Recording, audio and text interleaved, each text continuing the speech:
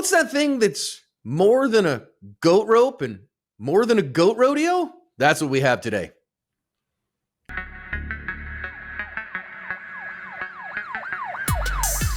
Hi, everyone. Welcome to today's badge cam lesson here at Active Self-Protection. I am your host today, John Correa. I'm your co-host, Mike Williver. Today's video comes to us from New York, New York. Today's video is brought to us by Legion Fitness Equipment. Strength training has been an incredibly important part of my fitness journey, and Legion Fitness Equipment is my trusted provider of everything from machines to free weights, flexibility, weight storage, loose weights, accessories. They're fantastic stuff.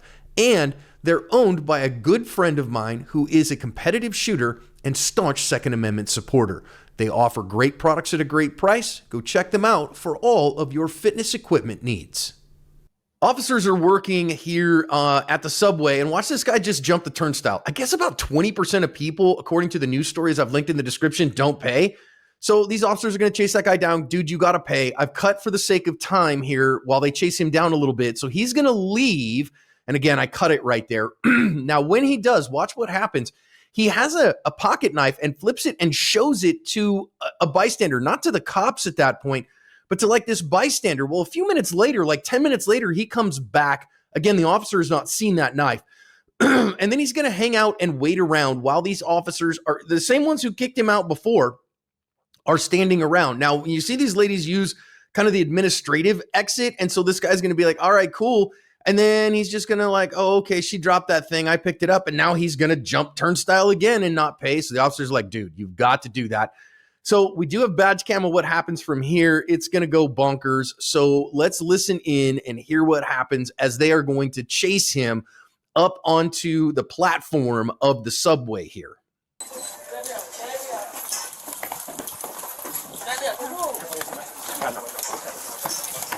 Oh, Toxic! Oh!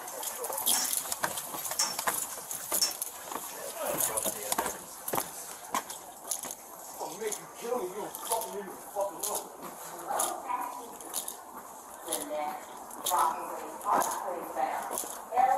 Freight is now arriving above passengers. Taxis to everyone will stand too close to the platform end. We want you to be safe, so please stand away from the yellow strip.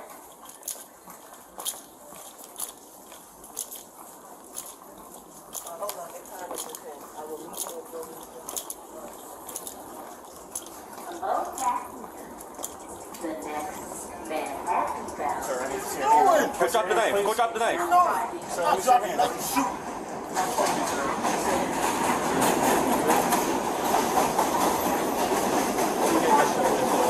Leave me the fuck alone.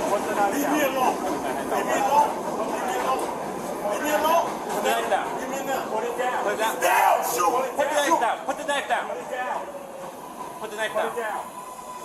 Put it down. Put it down. It's down. All right. Show me your hands. Don't touch me, man. What is wrong with y'all, man? On the train. Don't fucking touch me. Don't touch me. Put it down. Put it Don't down. touch Put me. it down. Put it down. Put it down. Shoot. Put the knife down. Shoot. Put the knife down. Yo. Yo. Take the taser. You think you can take the taser? Shit. No. Yo. Put it down. Put it down. I'm shot. You guys? Put it down. Put it down. Down. Fire the ground. Put it down. Sector. Shots fired. Shots fired. Put it down. Put it down. Put it down. Put it down. Put it down. The next Manhattan bound. Sir, I need to see your hands, please. Can I see your hands, please? Go drop the knife. Sir, let me see your hands. I'm not shooting you, sir. Let me see your hands.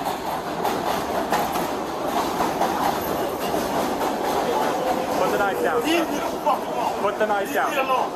Put the knife down. Put the knife down. Put the knife down. Put it down. Leave me now. Put it down. Down. Shoot. Put it down. Put the knife down. Put it down. Put the knife Put it down. Down. Put it down. It's down. Put it down. Show me your hands. Be careful. Don't touch me, man.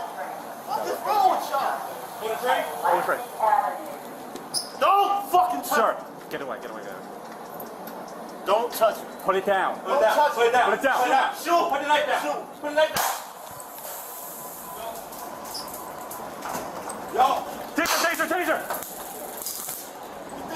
Taser, taser, taser! Watch out, watch out, watch out. Shit! Down. Shoot. Shoot. Shit! Put it down! Put it down. I'm shot, I'm shot, I'm shot, I'm shot, I'm shot! I'm shot, I'm shot! Put it down! Put it down! Put it down! Put it down! Put it down! Put it down. Put it down. Put it down, sir! Go read the news stories I've linked in the description. Our perpetrator was hit multiple times. He will recover from his injuries.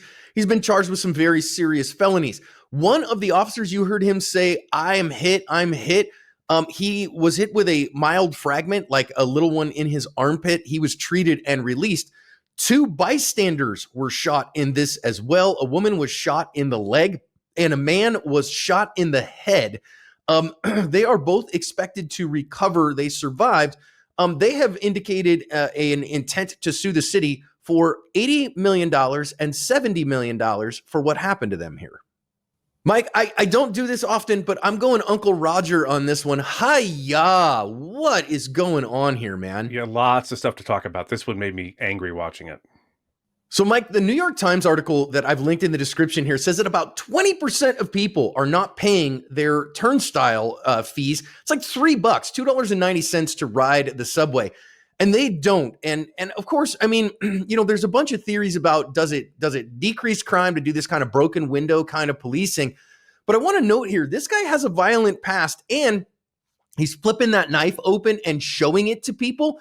So let's not pretend at all here that what we have is a Boy Scout who's late for Bible study, huh?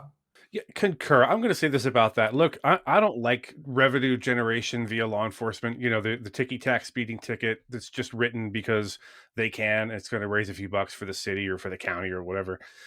However, the transit authority can't just let everyone ride the subway for free. At some point, you have to enforce the rule of, hey, you got to buy a ticket to get on the subway.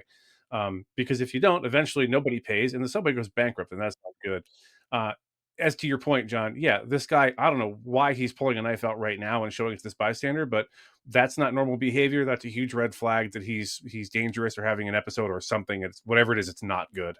So, I mean, we could consider it's like a fidget spinner for him. Okay, fine. Maybe he's having some kind of anxiety episode. I'm down with all that. But again, flipping a knife open like that, this isn't just a run-of-the-mill thing here.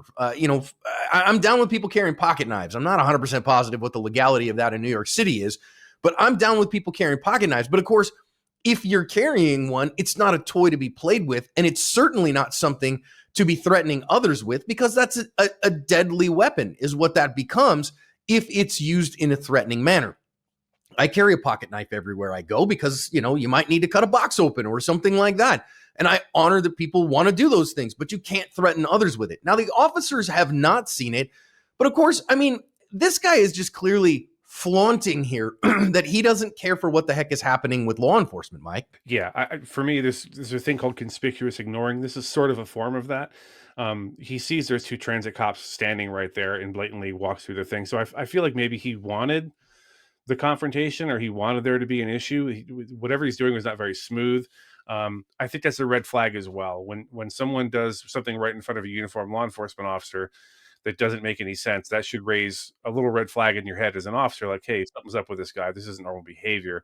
And as it turns out, their red flags kept going up and up and up over and over again as we go up onto the platform here. I also want to mention, I don't know the third rail of a subway, how that works. I'm sure these cops know. I'm sure they've had training in where to go or not to go, but I don't like the idea of getting into a huge fight on this very narrow platform. That's a tactical thing that if you are in transit law enforcement, you got to consider. You got to absolutely consider it. And I think it's very important. This is why we talk about conspicuous ignoring, right? In law enforcement, this guy, clearly the cops are following him. Clearly he knows. And he's even said, you heard him on the first playthrough say, you're going to make me kill you.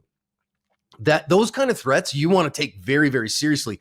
And one of the things that I see here, Mike, is I feel like they didn't take this guy seriously enough at all, because very quickly they recognized that he had a pocket knife, like a foldable knife in his hand. And they're not really going to do anything about it other than to say, hey, would you please put that knife down? And that kind of softness after all of this, I feel like is just, it's like way too little and way too late here what these officers did, because you see them like, hey, put the knife down, but they're asking, they're sitting, and man, I'm just screaming at this point, okay, we've got a train next to the guy now. Now's the time. I'm going to OC spray this guy immediately. Yeah, that was actually my first thought. Taser or spray or whatever you're going to do, but do it now. Do it before these doors open on this subway car that's going to be full of innocent people trying to get to work or school or whatever. This may be very uncomfortable that they didn't either try to de-escalate a little bit and step out from behind the badge, or go a little harder and get this guy into custody before we introduce all these other people who, as it turns out, were from in far more risk from the police than from the suspect. But that's the story for later in this video.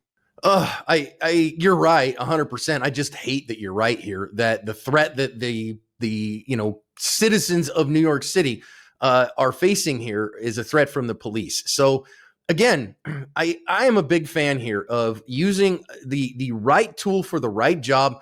And right now, this guy is ignoring commands. We know he has a knife on him, and he's, in the middle of a crime. All right, it's a low-level crime, but now he's ignoring lawful orders. And so I think an ordinary force response is absolutely warranted at this point. They did their best to try to get him to put it down. The news story says they ordered him to drop the knife 38 times.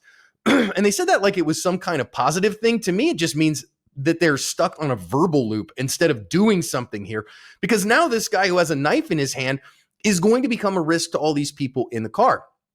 So certainly by this point, with the train stopped, you want to do something. And even if it's the taser here, okay, fine. Use your taser if that's what you have. We'll talk about the taser in a minute. But, Mike, this is why I think a good, solid chemical agent, a good OC spray here, takes his vision away from him, probably takes the fight right out of him, and prevents this from becoming a shooting. Yeah, I've seen pepper spray in action in the field. It will take the starch directly out of your jammies, as they say, as John likes to say.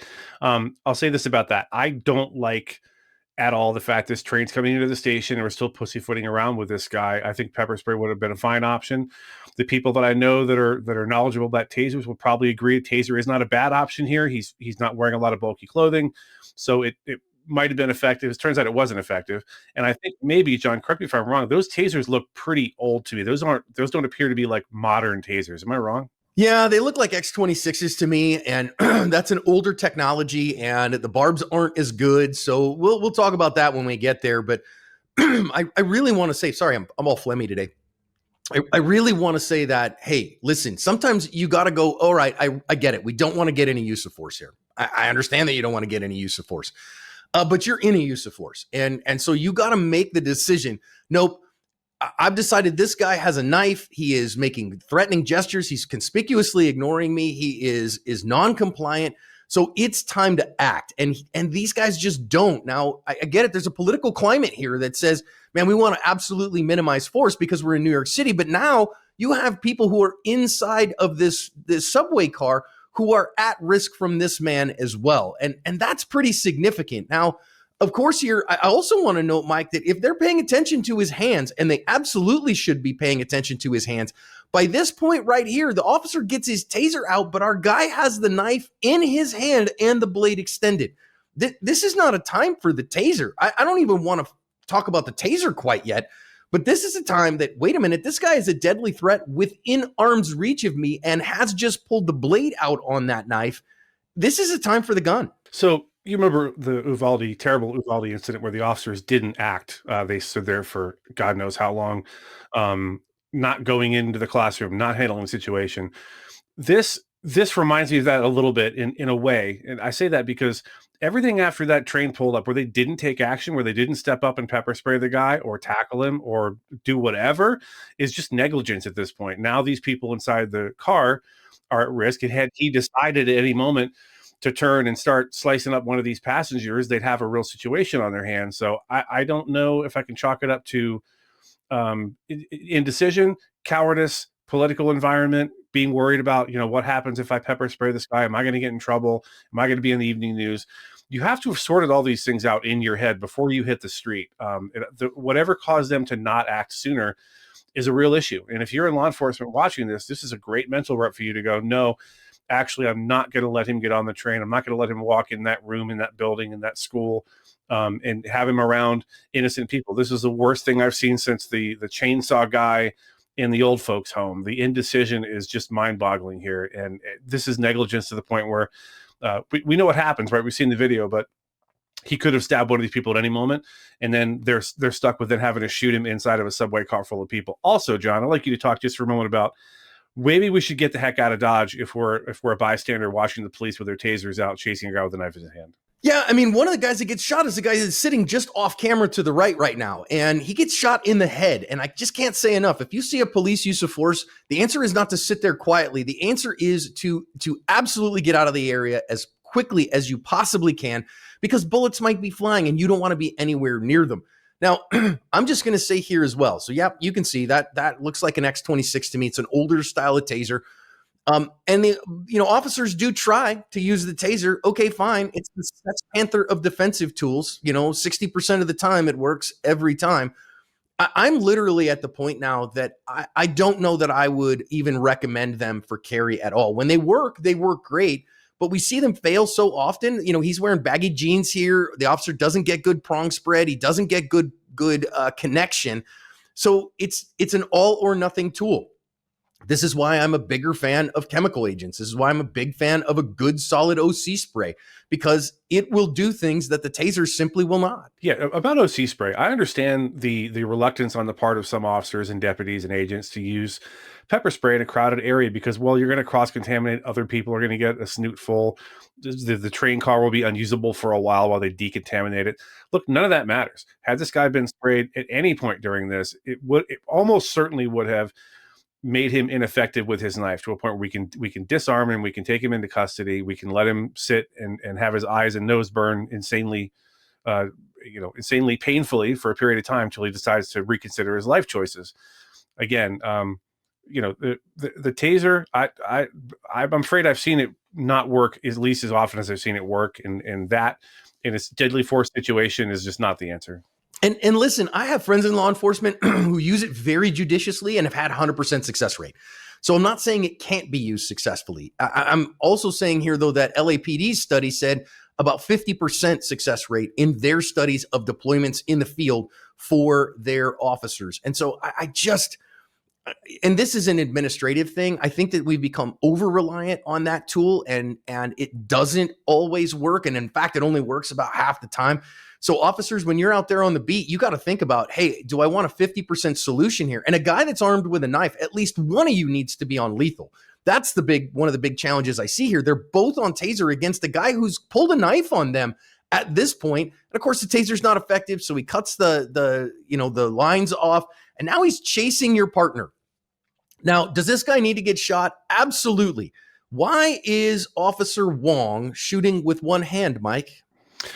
Because he has his antiquated taser in his other hand. We've talked about this till we're blue in the face. This is such an unacceptable situation for him to be shooting one-handed into a backstop full of people. Again, we know what happened. What happened was not good. But he is just blazing away. I don't know what his splits are, but they're pretty tight. He's shooting very quickly with one hand for no good reason. I think perhaps him moving to his right a little bit and his partner moving to his right a little bit might have helped get him out of the line of fire. But this shot needed to be taken, but I feel like they could have arranged themselves in such a way that there wasn't this crossfire situation, and then there wasn't the situation with innocent people sitting in the background. Listen, we're not blaming any of the victims who caught stray bullets from the police here, but hear what John said. If you are in public and the police are doing an enforcement action of any kind, if you see a taser out or God forbid a gun out, you need to get the heck out of Dodge, because this is unfortunately what can happen when the police are not prudent and judicious with their use of firearms. I think the big lesson here for my law enforcement friends is you must be proficient and judicious in your use of deadly force. That if you are not absolutely sure, if you don't have a high level of confidence that the bullet is going to go into your intended target, the person who is a deadly threat to you or to somebody other member of the public, you can't shoot. It's as simple as that. And Officer Wong fires 6 shots here in fairly rapid succession, one-handed because he doesn't drop his taser. And at least one of them went into a bystander. And that bystander's life is forever changed. And he's responsible for that. The city is certainly going to be responsible for that. She's decided to sue the city for like $70 million. That's a $70 million one-handed shot right there. Now, yes, is the officer going to pay it? No. But he's responsible for it. And the pain and suffering he's responsible for. So now look at what he's doing here. He's just continuing to fire, and at least at some point, he's got very little recoil control here. And this is just a high level here of negligence that I can only think, Mike, goes back to this has to be training. We see this so often with NYPD, and it's a travesty. It's a sham. It's a mockery. We have to do better at this at training our officers. Yeah, it's a mockery of a sham. This is embarrassing as a retired law enforcement officer. This video is embarrassing to Ellie in general. And unfortunately, we've seen a pattern with NYPD. We've seen a couple really good videos from them, but unfortunately, a number of really bad videos where people were in situations where shots were required, they were necessary, they were justified, but they just weren't delivered in a judicious manner. We saw one officer shooting into a melee of her partner and a bad guy that astounded us. And now this one is particularly egregious because it just looks like, initially they were too scared to make a decision or do their job or to detain this guy properly, to OC spray him or wrestle him to the ground or whatever before those people showed up.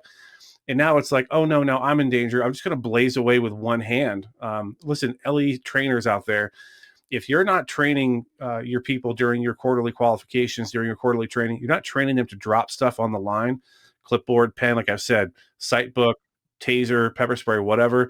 When it's time for deadly force, you need to clear your hands, empty them. Do not holster your taser, drop it, and put 2 hands on your gun because that could have saved somebody's life here. It absolutely could have saved somebody's life here. And you're just never going to control the gun single-handed like you will two-handed, especially when you're trying to shoot at speed. I also want to note here that our perp, he was shot multiple times in both legs. He was shot multiple times in both arms. Apparently, he had 15 bullet holes in him, entrance wounds and exit wounds. And those shots don't stop threats. You got to get high center chest. You got to get center of mass into an anatomically significant area. And one of the problems here is that Officer Wong is, he's gripping with his whole hand. And so he's missing low and left in his shots, which are going into the guy's legs rather than into his high center chest. Finally, when they get a high center chest shot, it finally works. Now, I'm not letting Officer Mays off here either. He was not really any better. I just want to note, look at how close he is going to allow a man with a knife to get to him here. So, he's going to go around the other side here. Okay, fine. Then he's going to finally, this guy's right up on him. And now I'm going to try to tase the guy. It's not going to work. That's no good here. So now, okay, I'm going to go outside. And now I got a guy who is chasing me and I still have a taser in my hand. And you got to know, this is why if you have somebody who has a weapon in their hand, especially a weapon that can do you deadly harm, you need at least one officer on lethal, not both on tasers. Yes, if you want to put one on a taser on less lethal, great. But somebody needs to have lethal force. And here, I think we see a real example of why, as an officer, you need to be able to get that gun out of the big 5-gallon bucket on your hip and get shots on target very, very quickly. Yeah, your draw stroke should be completely second nature. It shouldn't even occur to you. It's just like, the first time you drove a car, you're conscious of where your hands were and when you started to brake and how much you pushed the accelerator pedal. But then after a while, you became super competent. You just get in your car and it's like autopilot. It's like that with your draw stroke and with your ability to manipulate a firearm proficiently. That shouldn't have been a big deal. I want you to look at this where John has frozen this right now. I don't want that to be you. If I'm out in the street with, with a partner and a sergeant, and the sergeant says, "Hey, Williver, see that guy 5 feet away from you with a knife? You're on less lethal." I'm going to say, "No, I'm not. I'm not on less lethal. No one should be on less lethal with a guy coming at you with a knife. This is a situation you don't want to be in. If you find yourself in this position, after all we saw, and we know about this incident prior to this where John has frozen it, you find yourself in this position, that's your fault. You should have been one step ahead of the bad guy, and they just weren't. You just weren't. This is, you know, we joke about this on the channel sometimes. This isn't a joking video, but you know, there is a goat rope where the little kids, you know, at Midwest rodeos will get roped to a goat and ride the goat around. And then there's a goat rodeo, which is a whole rodeo made of goat ropes. And then when we get beyond that to the ultimate level, we have what we have here, which we call a Taliban quinceañera, which, you know, is a wedding without a groom involving a goat. Because it's the Taliban. So there you go. I explained the joke to you. So finally, our officer gets his gun out. All right. And he gets a shot downrange. But guess what? He misses left at some point as well. And he puts a shot. I'm almost certain that it's Officer Mays' shots that go into the head of a bystander. That his miss here left of his target, because again, he just wasn't up to it that day, ends up almost costing an innocent person his life. And these kind of outcomes, all right, they got the bad guy into custody. He's going to, you know, have scars for the rest of his life. He should do a significant amount of time for this. Fine. But the collateral damage here is wildly unacceptable. It's wildly unacceptable. And I don't know that it rises to the level of criminal accountability here for these officers, Mike, but I do think that this is just an unacceptable outcome, and we need to do better than this. If you're out there watching this, law enforcement officers, I'm speaking directly to you now, and you know you don't have confidence in your equipment, confidence in your marksmanship ability, confidence in your ability to step up and be calm and handle a situation, fix it or find another job. We've seen way too many of these types of videos where, you know, innocent third parties get hurt or put in danger because officers can't make decisions. They can't step up and do what needs to be done when it needs to be done in a timely fashion to avoid this sort of thing. If you're watching this video and that's you, fix it or find another job to help everyone cover their ass.